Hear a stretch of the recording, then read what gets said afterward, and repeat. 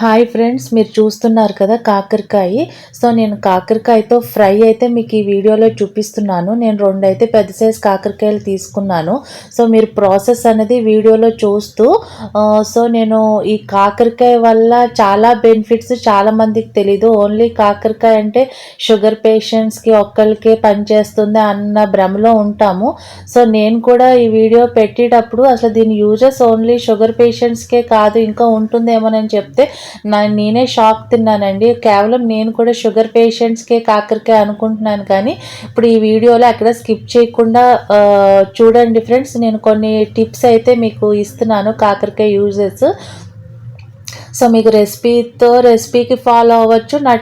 నా కాకరకాయ యూజెస్ కూడా మీరు తెలుసుకోవచ్చు. సో ఫస్ట్ అయితే మనం షుగర్ పేషెంట్స్కి ఎలాగైనా కాకరకాయ అనేది ఒక మంచి వెజిటేబుల్. దాంతోపాటు ఇంకా మనకి డైజెషన్లో ఉన్న ప్రాబ్లమ్స్ అంటే జీర్ణ వ్యవస్థని చాలా బాగా మెరుగుపరుస్తుంది. ఇంకా వచ్చేసి మనకి రోగనిరోధక శక్తిని కూడా పెంచుతుందంటండి కాకరకాయ. ఇంకా బీపీని కూడా కంట్రోల్ చేస్తుంది. ఇంకా హార్ట్కి సంబంధించి ఏమన్నా ప్రాబ్లమ్స్ ఫేస్ చేసే వాళ్ళకి కూడా కాకరకాయ అనేది చాలా మంచి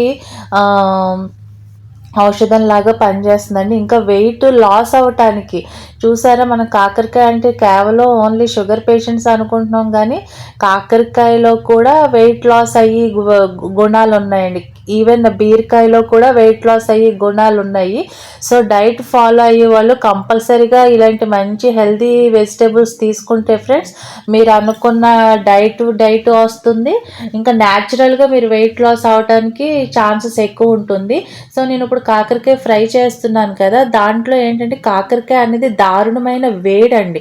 సో దాన్ని మనం బ్యాలెన్స్ చేయడానికి ఏంటంటే నేను ఎక్కువగా ఉల్లిపాయ ముక్కలు తీసుకున్నాను. సో దట్ ఏంటంటే మనకి కాకరకాయలో ఉన్న న్యాచురల్ బెస్ట్ థింగ్ ఏంటంటే చేదు మనకి బాడీలోకి వెళ్ళడం వల్లనే మనకి అవన్నీ బెనిఫిట్స్ మనం పొందుతాము. ఇప్పుడు ఏంటంటే చేదు తినలేక మజ్జిగలో ఉడకబెట్టి పిండేసి, సో లేకపోతే కాకరకాయని ఉప్పేసి పిండేస్తే చేదిపోతుంది. ఆ ప్రాసెస్లన్నీ దయచేసి చేయకండి. ఎందుకంటే న్యాచురల్ బ్యూటీగా వచ్చిన దాని చేదుని మనం బాడీలోకి పంపించుకుంటే మనకి హెల్త్ పరంగా బెనిఫిట్స్ పొందుతాము. ఇంకా చాలా మంచి బెనిఫిట్స్ పొందుతాం. కాబట్టి ఆ చేదుని ఎక్కువ చేదు తినలేము, కాబట్టి దాన్ని తగ్గించుకుని చేదు తినడం మన ఒంటికి అలవాటు చేసుకోండి. సో నేనైతే కొంచెం కొబ్బరి కారం వేస్తానండి, ఇంకా అంతకుమించి ఏమి వేయను. కాకరకాయ ఫ్రైలో ఉల్లిపాయలు ఎక్కువ వేస్తాను కాబట్టి కాకరకాయ వేడికి ఉల్లిపాయలు ఎక్కువ వేయడానికి చలవకి సో బ్యాలెన్స్ అయిపోతుంది.